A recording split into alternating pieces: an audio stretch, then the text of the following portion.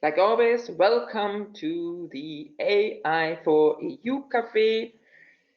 Again, we start slowly. Most attendees need about some minutes to come in, but who is already there? Great that you came today.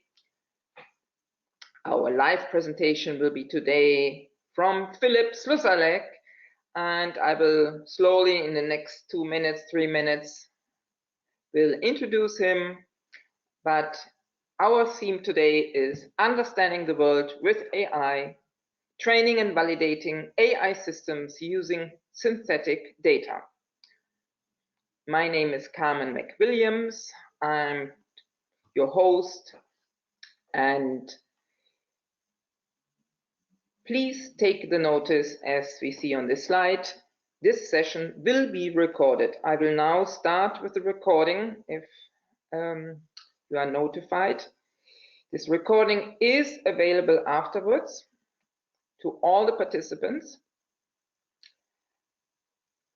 And please, no confidential information shall be shared in this cafe session. All speakers express their personal views and opinions. This is not the official AI4EU project opinion. So everybody is here free to say what they want. And see, now we have a nice audience. Thank you again for coming. We are here in the cafe with the title Understanding the World with AI, Training and Validating AI Systems Using Synthetic Data. And once more, for everybody in the waiting time, what is the AI4EU Web Cafe? The Web Cafe is public and offers a series of live web sessions on AI. Please join us in our online cafe to gain insight into the European AI scene, share knowledge and experiences, and meet stakeholders from various areas of AI research. Again, also, if you want to interact, this is a webinar, which means it's in the beginning one way.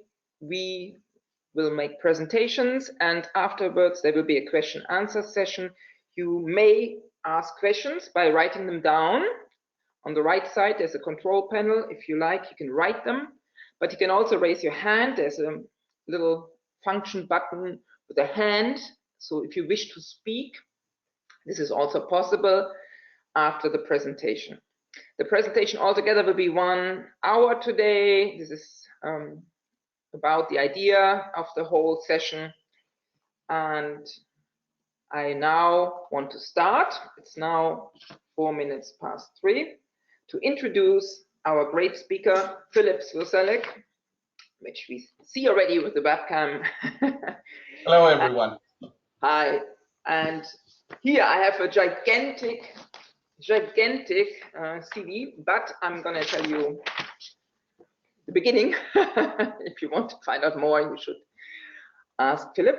So Philipp Slusallek is Scientific Director at the German Research Center for Artificial Intelligence, the DFKI, where he is leading the research area Agents and Simulated Reality since 2008. He is the site director of DFKI Saarbrücken and a member of the executive board of DFKI. He has been director for research at the Intel Visual Computing Institute, a central research institute of Saarland University, co-founded by Intel from 2009 to 2017.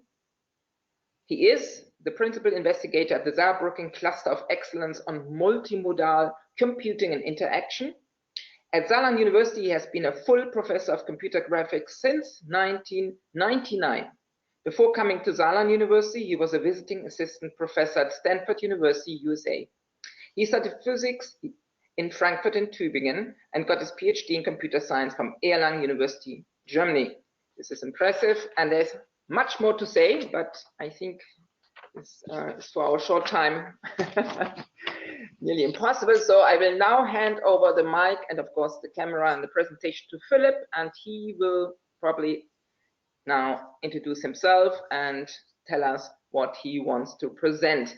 So one moment, everybody with us. I change now the presenter to Philipp. He from then on can do it. So Philipp, now we should be capable to show your screen. Please. Do I still need to press the button, right? I think we see it. It's perfect. We see it. So. And you hear me too?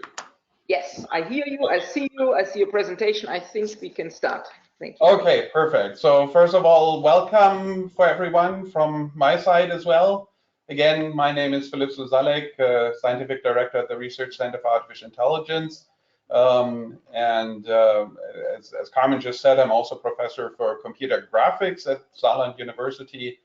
One aspect that might also be interesting is that I'm one of the members of the high-level expert group on AI, which is advising the European Commission on AI, and I'll talk a little bit about CLAIR a little bit later.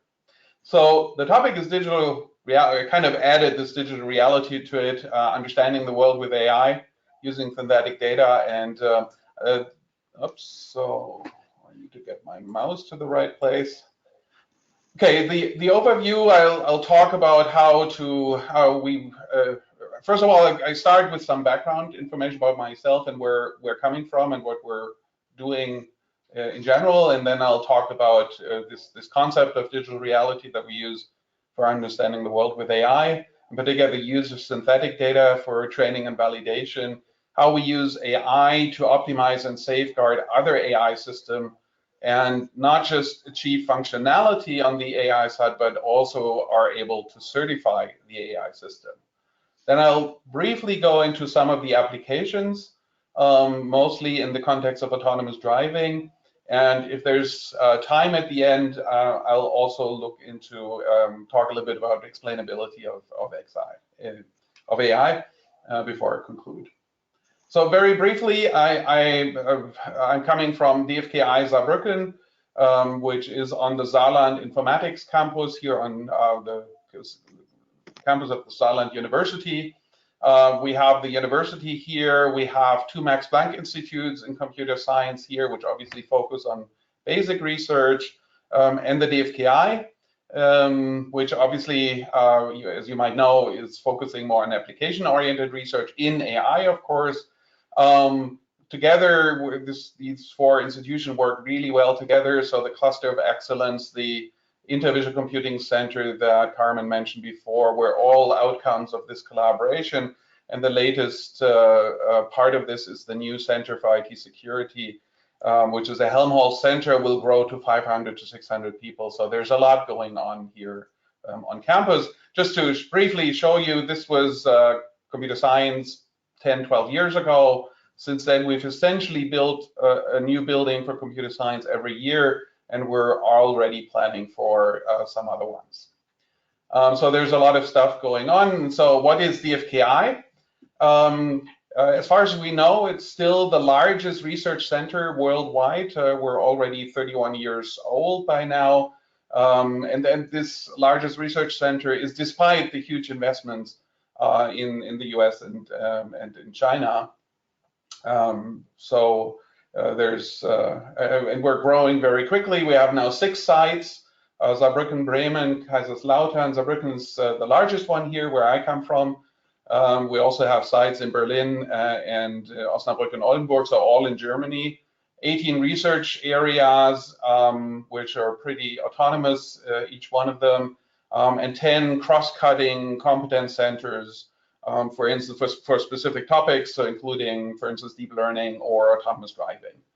DFKI is, the number is actually a little bit old by now. We crossed the 1,100 employee limit a month or two ago. And we created a lot of spin-offs over our lifetime, most of them actually in the last few years. What's interesting also is that DFKI, we're not a purely academic organization, but we're actually a non-profit GmbH under German law. So a company, essentially, research company, if you want. Our shareholders are the universities, as well as you can see here, essentially many companies from Microsoft, Google, Intel, SAP, a lot of companies from the automotive area, Airbus, but also financial area like München Rück or the Deutsche Börse and others. All of the scientific directors at DFKI are also professors at the local university, and so there is a very tight integration between what we do here at DFKI and the research side, the academic research side at the university, which is really a very nice setup, I should say. This slide kind of shows a little bit how we're operating at DFKI, because I think the context is important for some of the stuff I will talk about later. We're not doing the blue sky basic research only, where you do research because no one has done it before, but our focus is really here in the center on applied research and development. Then we go to basic research if the applications we're looking at require that. Right? So we always have applications in the background and motivating us. And then we, of course, do the transfer to industry. This is one of our main objectives, sorry. But we're not doing the commercialization and exploitation. We leave this to spin-off companies, to shareholders, or industry partners in our projects. At every point in time, DFKI is doing between 250 and 300 projects. So it's a fairly big organization and a lot of stuff going on at every point in time. DFKI is very international, so you see a quick overview, probably too old by now. But this is a very, very well distributed set of people from all over the world. And this, of course, also results in a fairly good network of partners that we interact with. I want to take 2 minutes or so to quickly talk about CLAIRE, because that is also one very strategic activity that we're doing at DFKI. The AI space in Europe was very fragmented, and we started to found this CLAIRE organization, the Confederation of Labs for AI Research in Europe, last year. This has grown tremendously. We now have offices in many important cities, and there's more coming. We have over 3,200 experts already. We have strong support by many of the research organizations, also including AAAI. And we already have support by 9 European governments, which I think is important. And there's also a few more in the pipeline, including hopefully Germany and France, which looks pretty good right now. What's the goal of CLAIRE? To really bring this together, European AI, to create networks. We do this at 3 levels. There is the network of research labs, which probably is more like 340 or so, and maybe even more.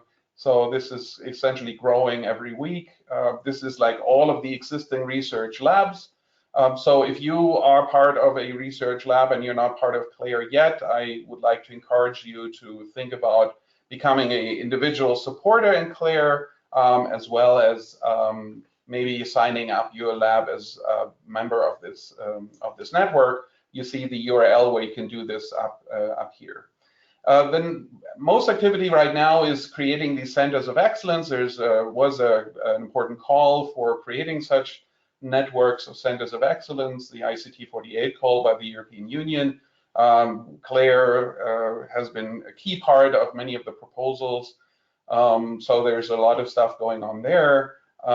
These will be local centers of excellence, specializing, having lots of resources, hopefully, going forward, and really linking across many of the labs in the region and nations in Germany, in Europe, of course.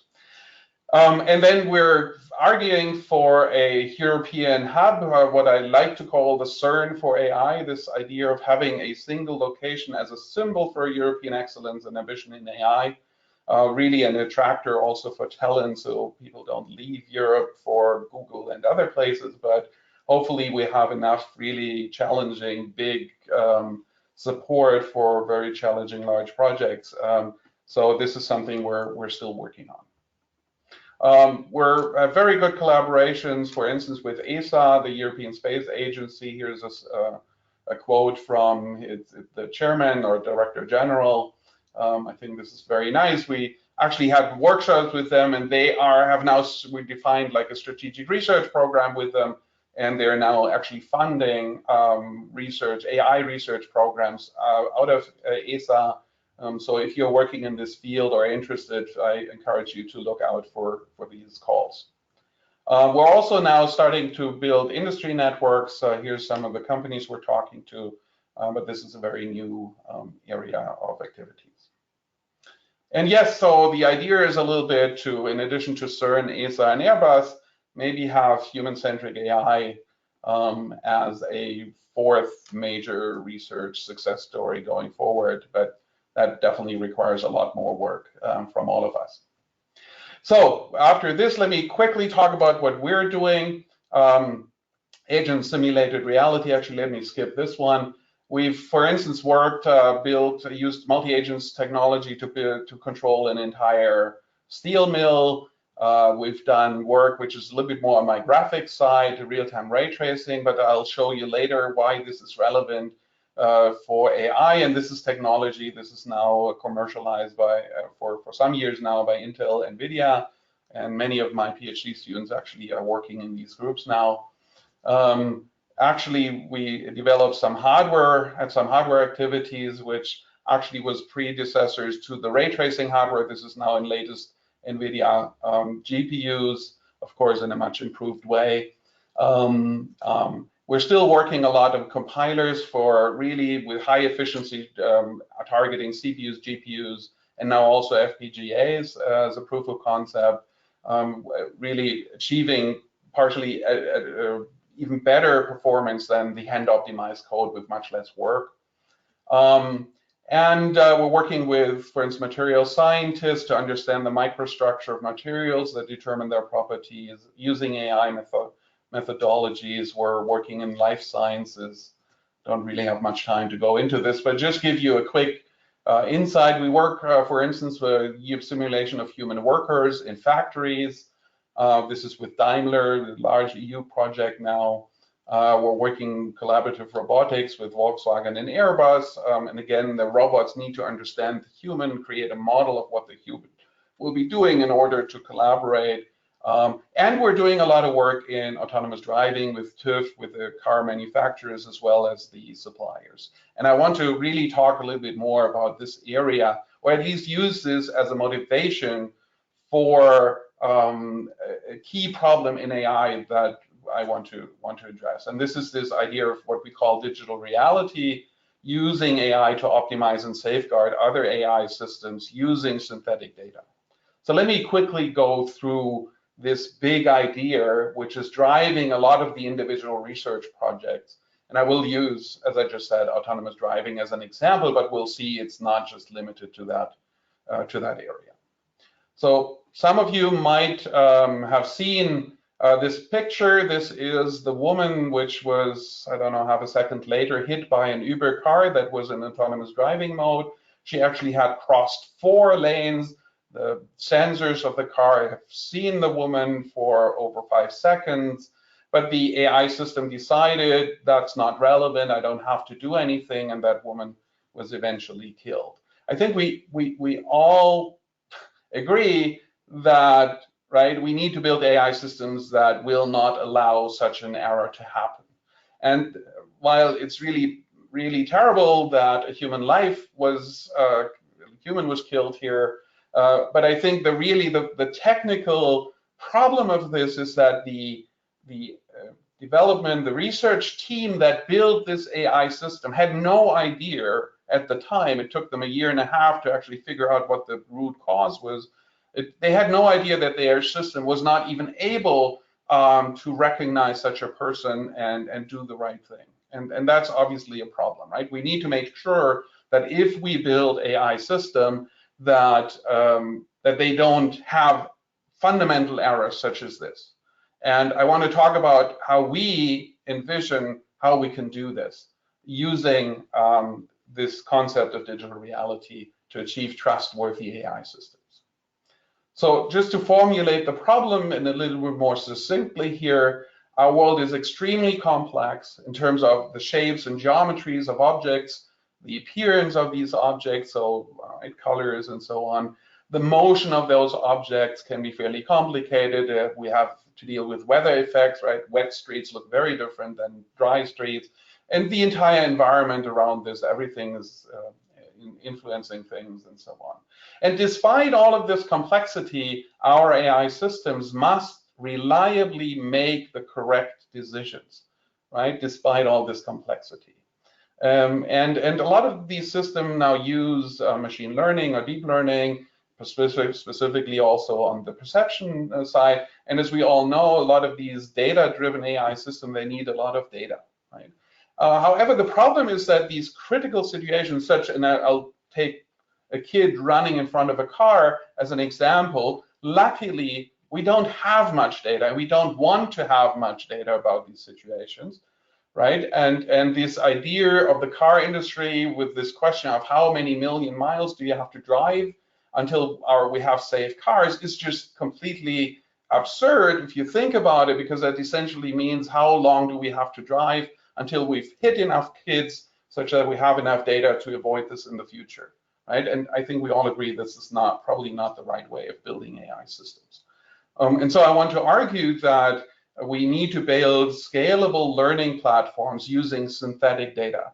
And we actually do this in many areas of the industry already. If you think about the crash tests that the chassis of the car has to go through to be safe, right? Most of these crash tests are actually done with a finite element simulation algorithm in the computer, and only at the very end they might crash one or two cars just to make sure that the simulation actually was correct. And this is the basic approach that we want to apply to AI. So in the past, the car industry has actually done a lot of work of trying to validate cars in reality, but that's difficult, costly, and it doesn't really scale to these corner cases, to these critical situations like a kid running in front of a car, because hopefully we want to avoid seeing those accidents in the first place. So the car industry actually has started to use digital reality, so a digital model of reality or simulations of these models to actually train their cars. Now, strangely enough, what they're using to a vast degree is actually game engines. So actually the first paper published in this area was using data or image data from GTA 5, a car racing game that looked great for playing a game, but the images are not really realistic, and the human characters and the pedestrians in this simulation don't actually behave like real humans to a large degree. So while this is being used, the reality, the realism of these simulation actually leaves a lot to be desired, and that's a problem. And this is specifically a problem if you think about a very common situation that probably most, if not all of you, have seen before as you drive with your bicycle or car on the street. A pedestrian is approaching from the side towards the street, and the big question is, does that pedestrian continue walking onto the street, or will he or she actually stop? This is a fundamental question, really important, but as drivers, we hardly even think about this because we are very sure about that situation. And we actually, we don't even think about it. We know that this person will stop or will not stop. And a lot of that information actually comes from subtle changes in the motion of these pedestrians that tell us as humans that this person will stop or will not stop. So the question is, how can we get at this when we can't really create these situations by hand, because we as humans don't even know what we are recognizing there, right? So it's very hard to build these systems by an artist or something like that. So here's our general approach to all of this. So this is the digital reality concept. So we start with reality, and we're building learning models of reality in what we here call partial models. So it's not a single model about everything, but we create models about how pedestrians are moving. We are creating models about how they behave, when do they cross, depending on traffic. We're building models of how the environment looks like, how other cars and bicycles and so on are driving, and many, many other things. And the funny thing is, this is actually not work that we have to do in AI completely, because there's many other disciplines, many, for instance, in computer graphics, groups that are actually working on using machine learning for this. So we're using AI to learn models about the real world, and hopefully they're more and more accurate as we go forward. Now, when we have a reasonable description of the environment, we can use this to learn relevant scenarios, such as kid running in front of a car. Okay. Of course, there's many other such scenarios that are critical for learning to drive well. The car industry actually has an entire catalog, long catalog of such scenarios. But we're also working on using AI reasoning, validation, and verification techniques actually to make sure that we achieve the right coverage of all the possible situations, that we can identify. We can use AI to identify new critical scenarios that might not be in those catalogs yet. And we can also optimize a lot of the further processing by doing suitable reasoning before that. So then the next step is to create many concrete instances of such a scenario. The example here, the scenario is kid running in front of a car. So you might need large kids and small kids coming from left, from right, fast and slow, at day, at night, with rain, with snow, with many other variations. So there's a lot of stuff that we need to create. And then the next step is, and that's the third step, is to actually simulate these concrete instances by, first of all, simulating how the kid actually runs in front of the car, how everything else is animated in the scene, but then also simulating the sensors such that we get the data of the very specific sensors of a specific car, right, as if that car were in that situation. So we're getting hopefully a very accurate reproduction of the data a real car would be getting. Right? And now if we have that data, we can actually now simulate and train this car using this synthetic input data as if it were driving in a real situation, right? Not only can we use this synthetic data to train AI systems, we can also use it to benchmark AI systems in the sense of, right, I improve something at one point, well, let's check if all of the other scenarios it's still doing good. Maybe there's some deterioration. For other situations, we want to really check this. It's like test-driven design and software engineering.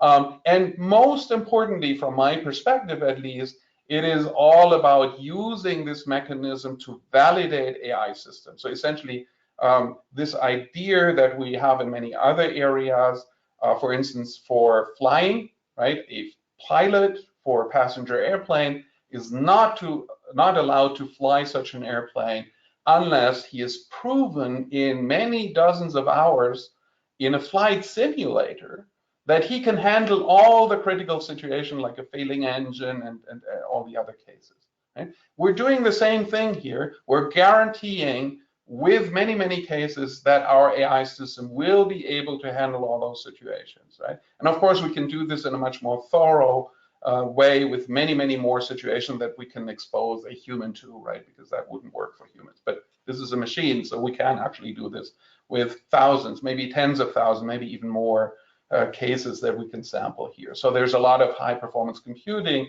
needed to do the simulation as well as the AI processing. Now, the last step is that we need to make sure whatever we've learned here actually applies to reality. So we can do this in a loop, right? Whenever we see something that we cannot interpret with what we've learned from our models so far, my prime example is a kid doing somersaults on the street, right? Maybe we have not modeled that. If you see it, our AI system will be uncertain of what it says. It hasn't understood the situation, but it knows there's something going on that it cannot interpret in a good way. So we would record this data, and that would help us build better partial models. And we have to do this anyway because the reality changes, our real world changes, right? I mean, these scooters have not been around a year or two ago. So we would have to add this anyway for as we go along, and this will certainly happen more in the future as well. So this is the general approach of digital reality. The night I explained it in the context of autonomous driving. And so but this is a very general approach, right? So if you think about it, there's nothing special in this approach that is specific to autonomous driving. The only requirement is that you are able to model the environment that an AI system interacts with. As soon as you can do that, this entire approach starts to make sense. And this is what we're pursuing. And essentially, as DFKI, as my group, Asian and Simulated Reality at DFKI, we're doing lots of projects here on the learning new models. We're doing projects on finding more critical situations and doing more efficient simulation by identifying which simulations are actually needed. We're doing work on radar simulation and other sensor simulation stuff, and we're doing work on the certification and adaptation and many other areas. So there's a lot of support stuff that's also needed. So let's look a little bit about the applications of this. And so this is not so very interactive here, but if this were an interactive talk I was given, I would ask you what you see here in the lower right-hand corner. And the usual answer is a person walking, right? And I could argue this is actually wrong because the only thing you're actually seeing is a couple of white dots moving on a black background, right? This is the real information you're getting. But my point obviously here is that we as humans, we cannot avoid instantly, looking at what is behind the data. Right? We immediately interpret what we're seeing here. We can't even avoid doing this, right? No one really sees white dots here, at least unless you do a conscious effort to focus only on the moving dots. But this is really hard to tell an AI system, right? And just with the example of the pedestrian approaching the streets, it's very subtle, tiny information, very subtle changes in the motion that tell us as humans with high accuracy that person will stop or not. And so in that sense, we have to be able to understand, understand these very subtle differences and subtle changes in the world around us, because they tell us a lot about what's going on. And we need to understand this to learn what's going on. So here is a concrete example of work we're doing. This is actually an ongoing project here. This is actually on the campus of Saarland University in front of the computer science building. There's a bus stop up here, and so people are moving on the walkways here up to the bus stop. It's kind of indicated here, but they're kind of looking backwards down the street here, whether the bus is already coming, and they might have to start running to still catch it at the bus stop. There's other people walking on these walkways here because they might want to cross here at the zebra crossing, right? But they also, of course, they turn their head to look at oncoming traffic because they might not be able to cross the street at this point in time. And you can actually see, so this is real motion capture data from pedestrians. You see the motion capture devices here on the lower left. And if you look at the blue curve, this is actually the head rotation. And you see that both the people going for the bus and the people wanting to cross essentially have more or less the same head motion, right? It's the same angle. It would be very hard to actually distinguish between the two. However, if you look at the green and the yellow or orange curve here, this is the rotation of the shoulders and the hips of the pedestrian. And you see that the person who wants to cross do something very reasonable because they want to rotate anyway to cross the street. And so when they are actually looking backwards, they already start actually rotating shoulders and hips.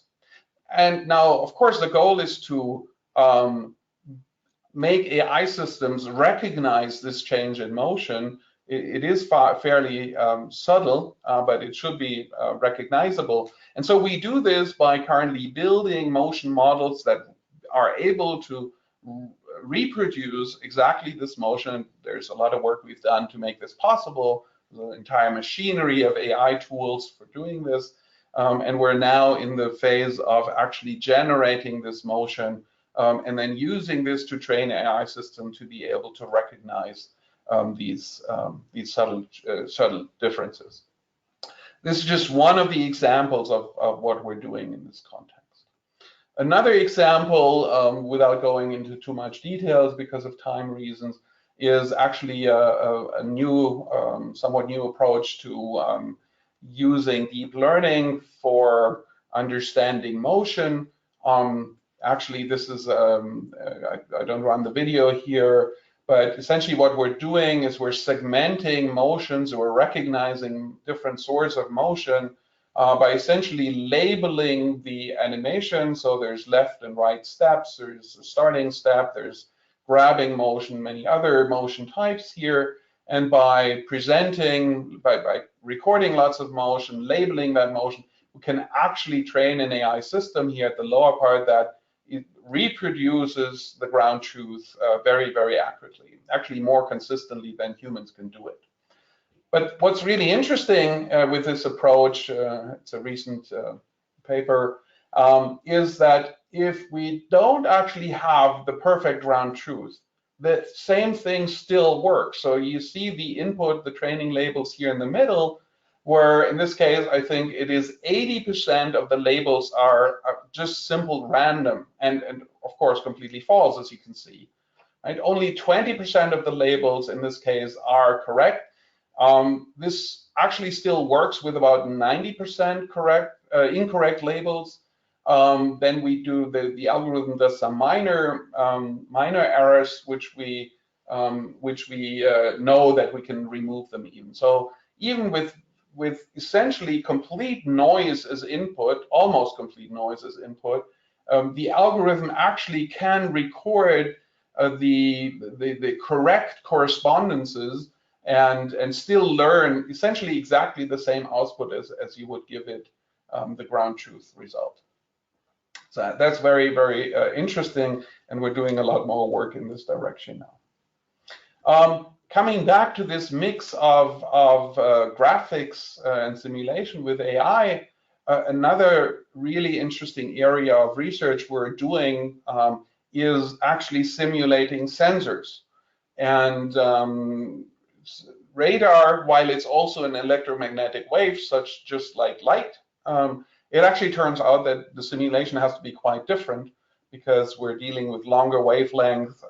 They're actually the size of objects, or centimeter, millimeters, and we have correlated photons here, which causes that we actually have to do some wave optics here, and also it turns out that optical phenomena that are less important in optical rendering are much more important for radar. And we've just actually, this is an older slide, we've just published 3 papers at SIGGRAPH, which is the top conference in this area, about new simulation techniques.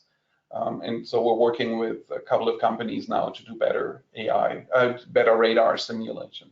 And you kind of see really this interplay between AI on the one hand side, creating models that we then simulate with a lot of help from computer graphics and similar techniques, simulation techniques.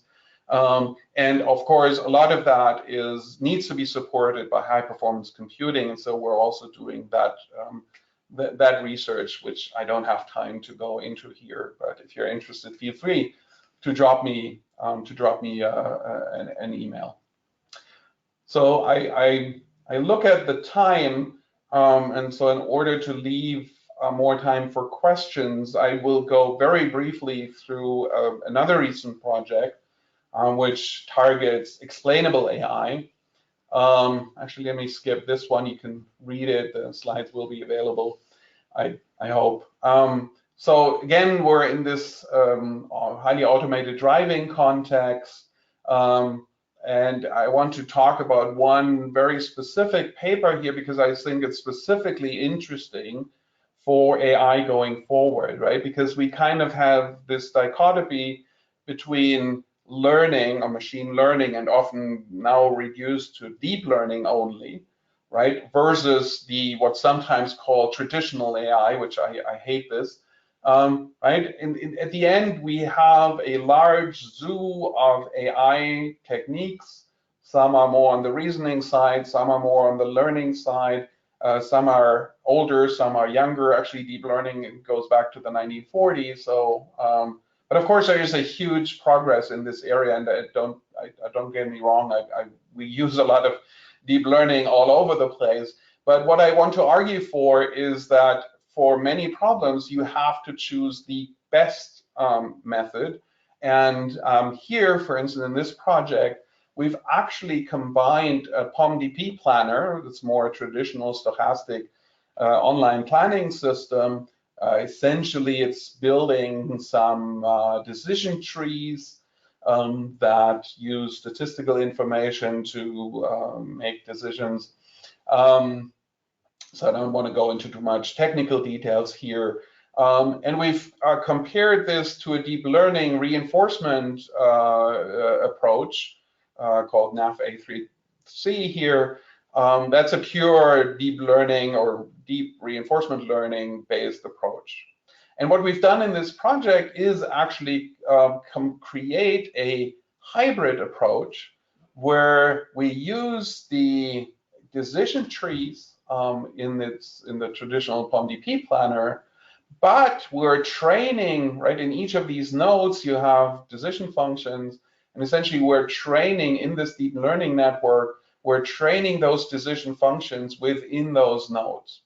And so it's an interesting combination between a completely free learning-based approaches and a more structured approach through that decision tree. But they're combined, and also like the decision trees are essentially providing some kinds of constraints. So even if a deep learning network here might go off the rails because we still cannot fully understand what they're doing, what the damage they could do is constrained by the more symbolic approach doing from the POMDP planner. But this is still a fully trained system, so we actually have a simulation, which we use our OpenDS system here, that we have sensor simulation models which generate observations that go here into a path planner and a belief tracker.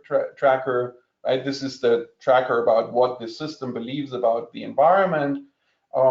This information then goes into this decision tree as well as the learning part, which generates an updated decision mechanism, which we then use to make decision how to accelerate or steer the car, which again tells us how to do the next simulation step. So it's really a complete simulation loop here. We're training the system to be better and better. And because of this nice structure through the symbolic POMDP planner, actually you kind of get at least a sort of explainability for free. I mean, this is not the final solution, right, for that problem, but it's a good step in this direction, I believe.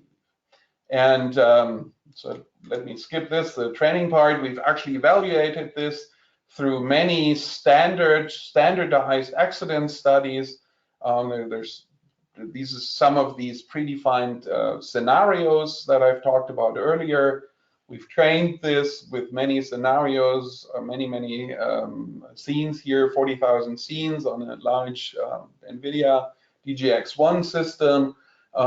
We added some specifically complicated cases like a pedestrian doing zigzag running here next to the road. This requires special attention, or actually having multiple people crossing the street. It turns out the deep learning system has a hard time dealing with them if it hasn't actually seen multiple person crossing the street in all of the right configurations.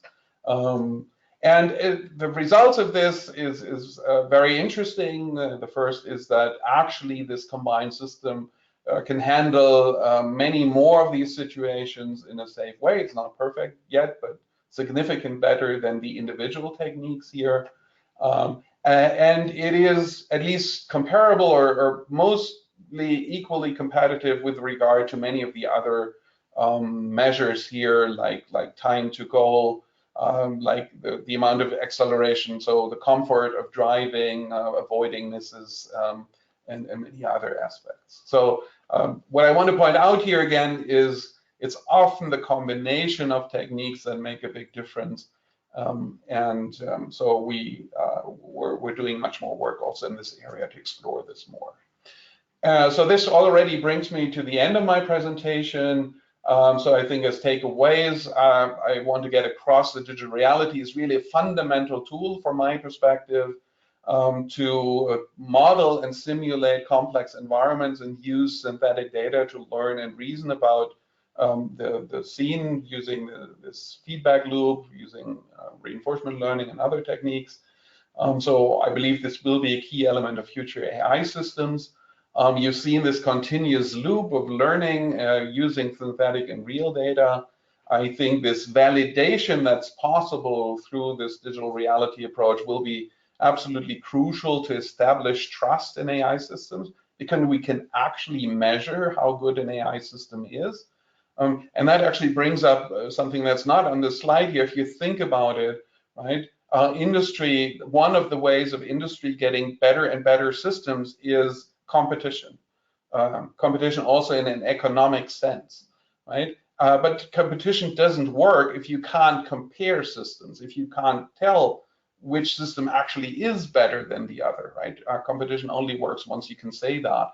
And so this validation, this measurement of how trustful, how safe an AI system is really fundamental also for the economic progress in AI and for establishing mechanisms to bring us forward. Once we have that, I think it will become like a self-fulfilling prophecy then.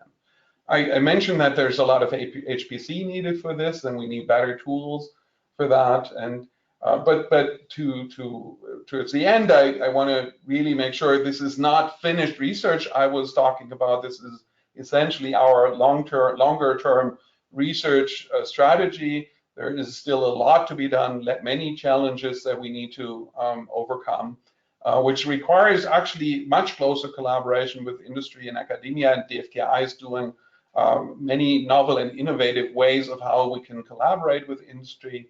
And I believe that we don't just need to do this within one organization, but this really requires, we really need to get the brightest mind in each of those areas. And what I talked about is just one, there's many, many more. We need to get the best minds in Europe together, and that's what we're trying to achieve with CLAIRE. With this, I think there's a lot of work that we need to do, and I'm happy to collaborate. We're very open to collaborate within CLAIRE with DFKI. So if you have any questions, I'm happy to answer them now, but also feel free to contact me after this if there is some interesting stuff to talk about. Thank you very much. Hi. Philipp, thank you very much for this very exciting talk. I will be now the person who will ask the question for the public.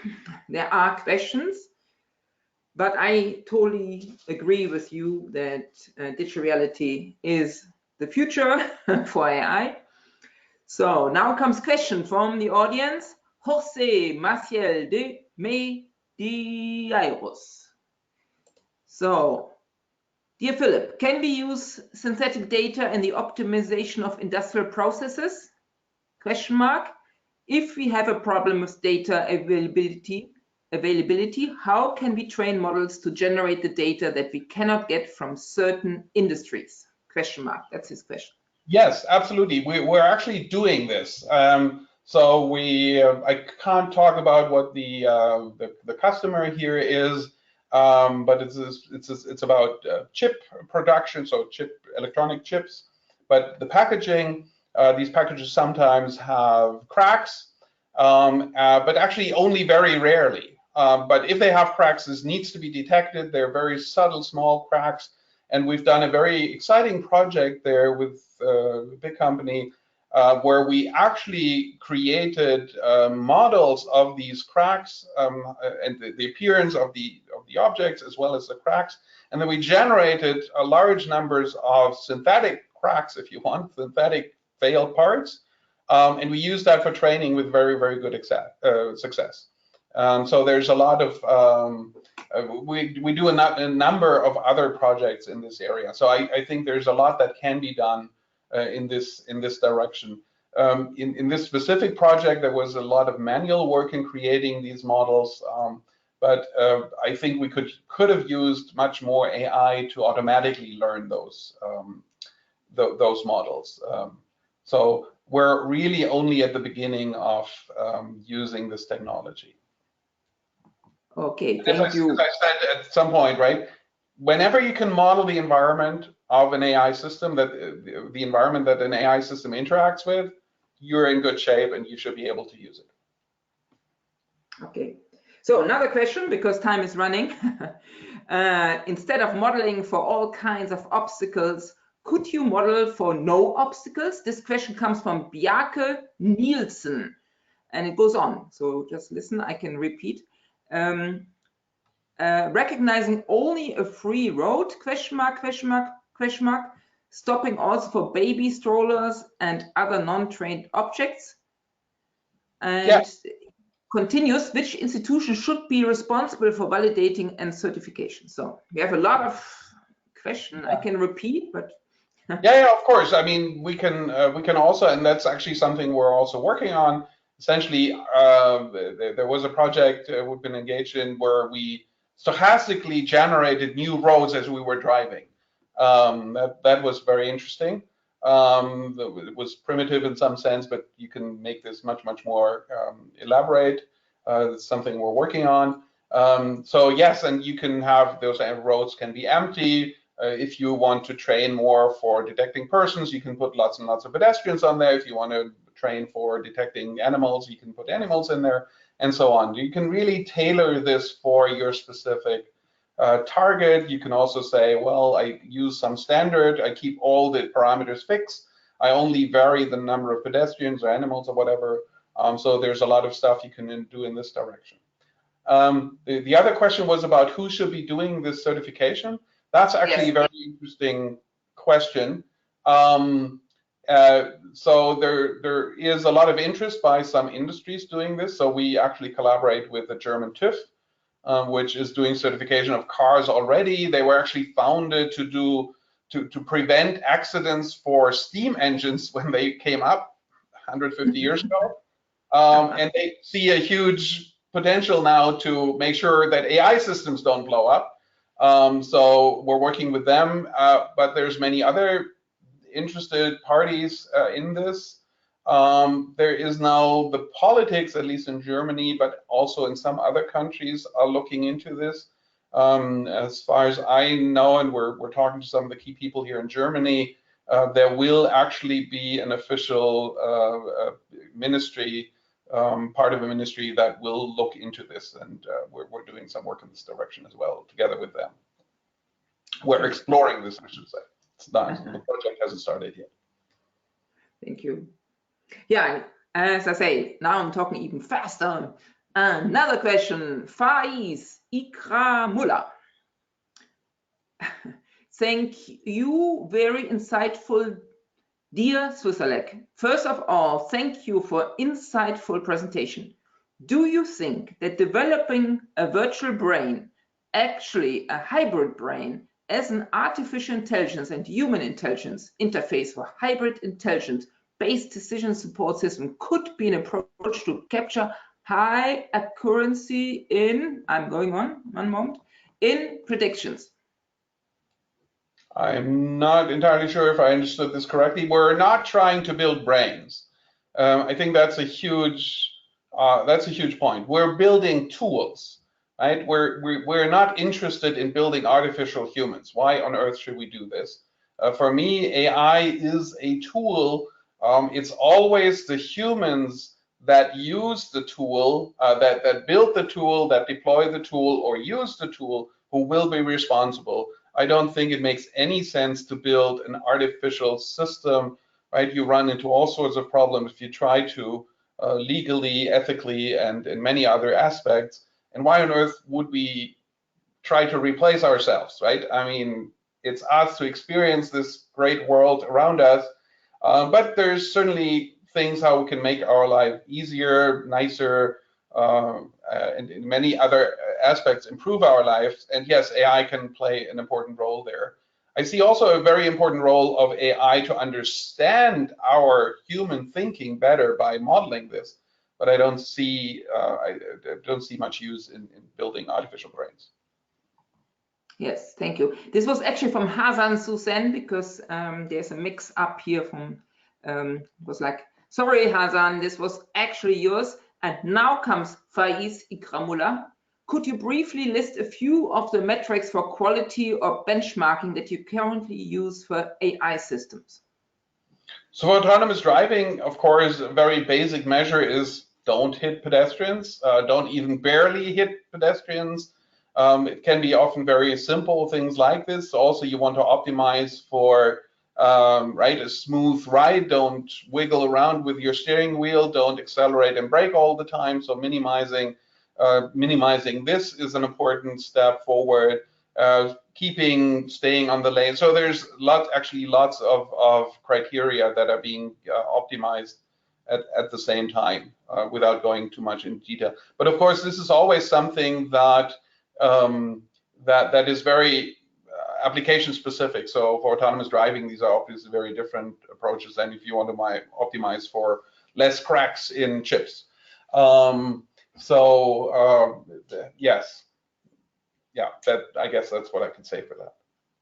Okay, I think we are out of questions here from the public. But also due to time, we are now closing down this great session today. I thank again Philipp Slusallek.